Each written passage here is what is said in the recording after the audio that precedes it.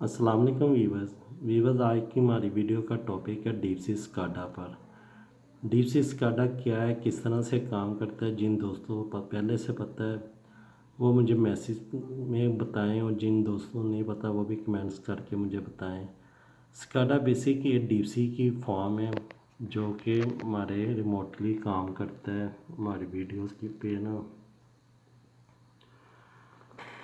हमारे जितने भी हैं सॉफ्टवेयर आगे हमारे जनरेटर्स के, हमारे पैरामीटर्स इंजन्स के, हमारे जनरेटर साइड के, उन सब पे ये हमारा स्काडा जो है ना ये काम कर रहा है। स्काडा का मेन फंक्शन होता है कि आप रिमोटली कहीं पे भी अपने जनरेटर को बैठ के चला सकते हैं, बंद कर सकते हैं, उसके पैरामीटर रीड कर सकते हैं और उनके फंक्शनों को चेंज भी कर सकते हैं। तो ये वीडियो आज हम स्काडा पे डिटेल से बात करेंगे, तो आप हमारे साथ रहेंगे। आपके सामने ये दो ब्लू कलर के जनरेटर्स हैं, एक येलो कलर का जनरेटर है और एक ग्रीन जनरेटर है। ये आगे जाके हम आपको बताते हैं कि ब्लू और ये येलो और ग्रीन का क्या फंक्शन है। तो वीडियो में साथ रहें ये हमारे। अच्छा, जिन दोस्तों ने अभी तक मेरे चैनल को सब्सक्राइब नहीं किया प्लीज़ वो चैनल को सब्सक्राइब कर लें। नए आने वाले दोस्तों से गुजारिश है कि चैनल को ज़रूर सब्सक्राइब करें ये, और बेल के आइकॉन पे क्लिक करके ऑल पे प्रेस करके, ताकि नोटिफिकेशन बेल की आने वाली तमाम वीडियो की आप तक पहुंच सके। अच्छा, स्काडा ना ये 5 लफ्ज़ का है शॉर्ट वर्ड। इसका स्टैंड फॉर है, एस फॉर है supervisory control and data acquisition.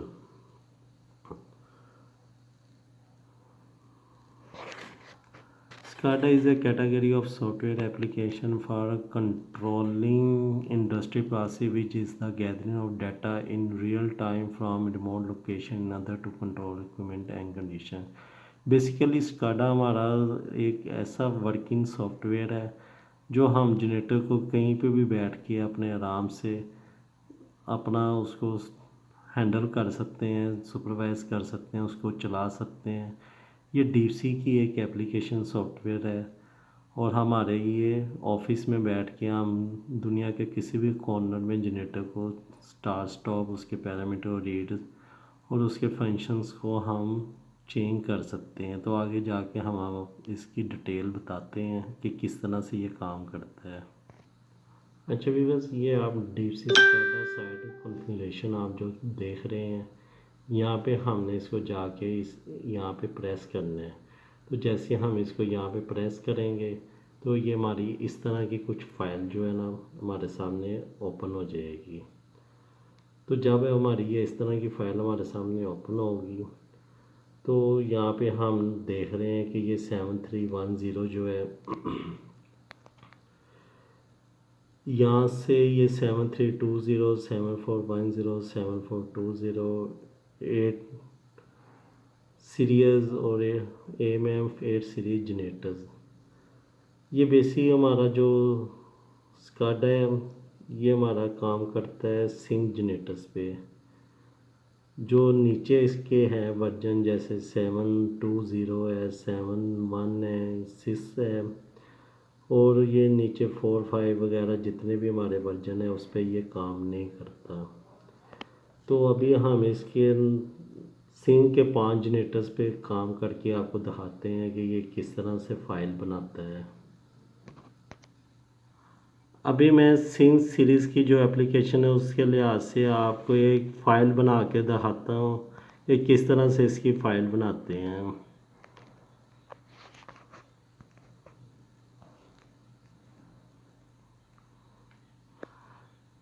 ये अभी हम 8610 पे काम करेंगे, और इसकी जो है 8 की सीरीज़ है ना, ये इसकी एक फ़ाइल को हम यहाँ से उठा के ले आते हैं।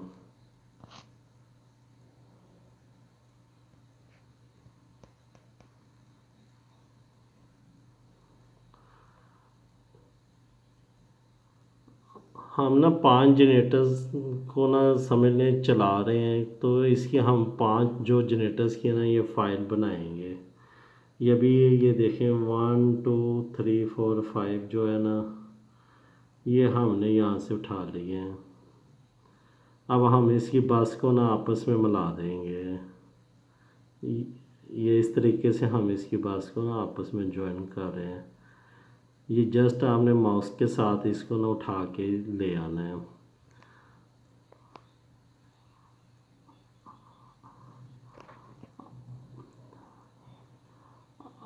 अब हम एक 660 को भी यहाँ से ना एक उठा के ना AMM का भी ना मॉड्यूल ले लेंगे। 5 जनरेटर हो गए हमारे, एक हमारी वापडा हो गई।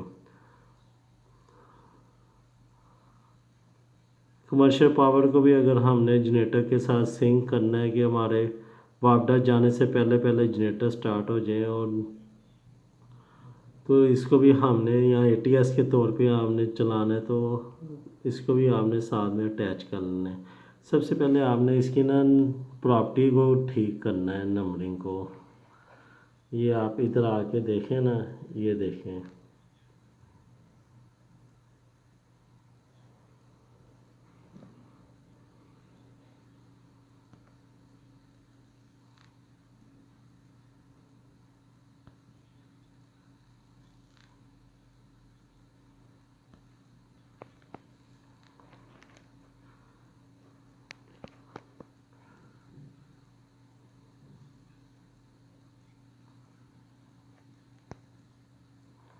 अच्छा, अभी ना हम इसमें की ना जो जनरेटर की है ना प्रॉपर्टीज़ उसको चेंज करें। ये Gen 1 है, इसकी स्लीप आईडी जो है ना इसी से शुरू करते हैं।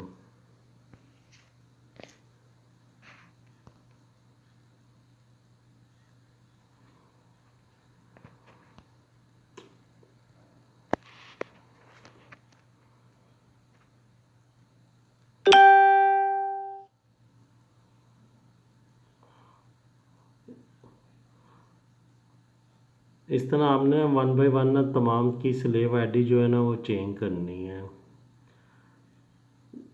ये आपने ना सीरीज़ बना लेनी है इस तरह से। अभी हमने ना ये जनरेटर 1 2 3 4 5 की ना जो है ना स्लेव आईडी चेंज की है। तो मैं आपको एक दफ़ा से दोबारा ना बताता हूँ कि ये किस तरह से करनी है आपने। मैं ना ये दोबारा आपको समझाने के लिए इसको वापस कर रहा हूँ कि आपने इस तरह से ना 1 बाय 1 इनकी ना आईडी आपने चेंज करनी है।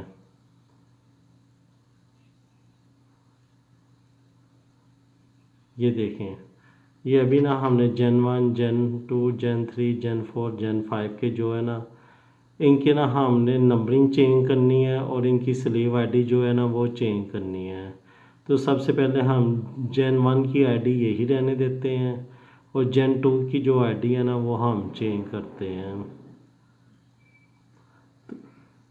अच्छा, RS 485 पे ना हमने इसकी ये करनी है,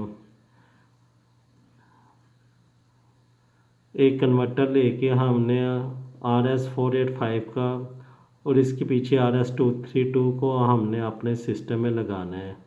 ये 2 कोर केबल होती है, और ये 485 को सारे आपस में करके कंबाइंड, तो ये हम अपने जनरेटर तक ले आते हैं। अभी ये हम इसकी आईडी चेंज कर रहे हैं, तो ये आप देखें ज़रा।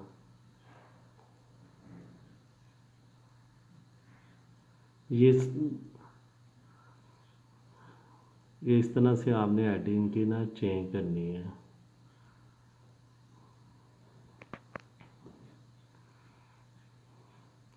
इसी तरह आपने AMF की भी ना आईडी चेंज कर देनी है।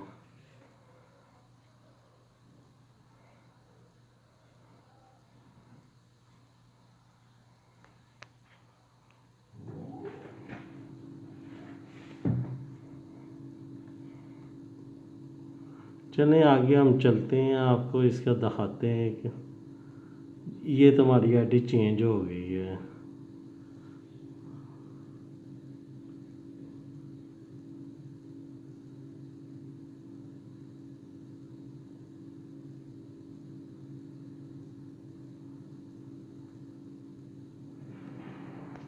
अच्छा, यहाँ पे ना हमने ये बर्ड रेट भी ना सबका चेंज करना होता है। ये- जो 9 के 6 जो होते हैं ना वो सबसे बेस्ट होते हैं, क्योंकि ये स्पीड बहुत ज़्यादा हाई होती है। इसकी भी कम्युनिकेशन की वजह से आपकी जो है ना आपस में ज्वाइंट नहीं होता।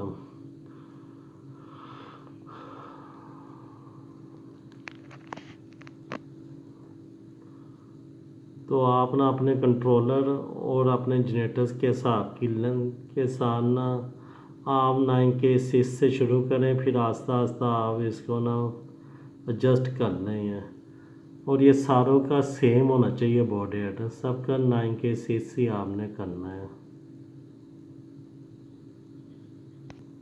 तो हमारे पास ना ये इस तरह की एक फ़ाइल तैयार हो जाती है। अभी इस फाइल में आप देख रहे हैं कि ये तमाम जनरेटर कम्युनिकेट नहीं है, इनका कलर ग्रे है। अभी मैं आपको दिखाता हूँ कि इनके कलर्स कौन कौन से होते हैं और मज़ीद इनके क्या फंक्शन होते हैं। आप साथ रहें मेरे। तो आपके पास ना कुछ इस तरह की फ़ाइल ओपन हो जाती है। इसमें आप यहाँ पे जाके इसको चेंज भी कर सकते हैं। ये वाला हमारा होता है टेम्परेचर का, ये ऑयल प्रेशर का आ गया, ये हमारा डीजल लीटर्स आ गया, ये सिंक्रोनाइज वगैरह। ये यहाँ से हमारी हम कॉन्फ़िगर इसकी चेंज कर सकते हैं और इसको ये लोड पे भी डाल सकते हैं। तो नेक्स्ट हम चलते हैं इसकी आगे, वो आपको दिखाते हैं।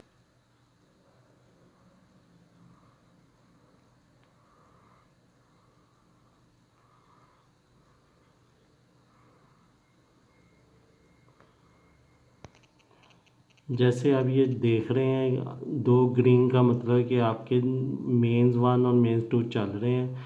इन दोनों के वोल्टेज पैरामीटर आ रहे हैं।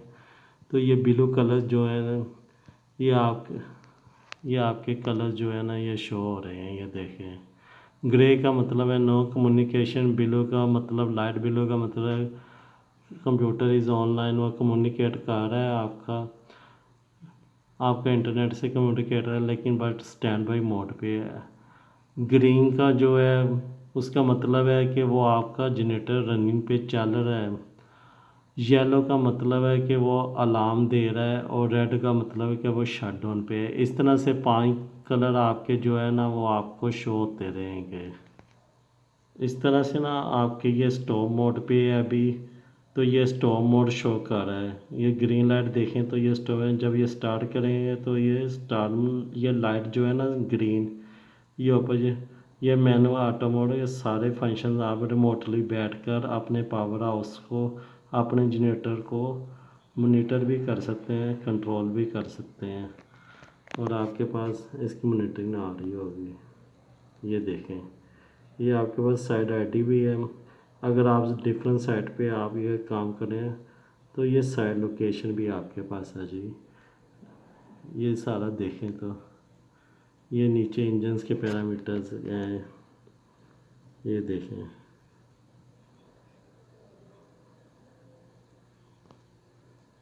ये सारे पैरामीटर्स आपको मिलेंगे। ये अभी ये मैनुअल मोड पे आ गया, तो ये देखें ये जनरेटर ऊपर मैनुअल मोड पे आ गया। ये अभी आपके इंजन्स के पैरामीटर्स आ गए हैं। ये आरपीएम, ऑयल प्रेशर बार, बैटरी वोल्टेज, ये तमाम मॉनिटरिंग आप दे सकते हैं। ये आपके पास जनरेटर्स के पैरामीटर भी आ जाएंगे। ये देखिए, ये वोल्ट एम्पेयर किलोवाट, ये सारे ना। ये नीचे ये आप देखें, सिस्टम होम इंजन जनरेटर बस अलार्म। ये देखें, ये वार्निंग के, ये शटडाउन का अलार्म है।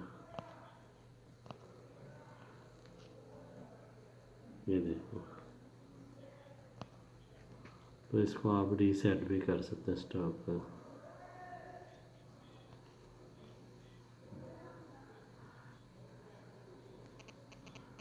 ये सारा इनपुट आउटपुट का स्टेटस है। ये सारे इनपुट आउटपुट आपके पास पहुंच जाएगी।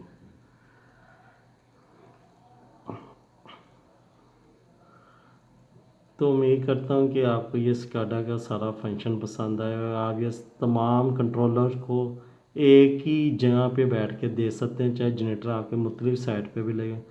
आई होप कि ये काफ़ी आपको इन्फॉर्मेटिव वीडियो है, लेकिन अगर आपको कन्फ्यूज़न हो तो आप मेरे चैनल पे कमेंट्स कर सकते हैं, पूछ सकते हैं। और अल्लाह हाफिज़। प्लीज़ चैनल को सब्सक्राइब करें, वीडियो को लाइक शेयर करें, दुआ में याद रखें। अल्लाह हाफिज़।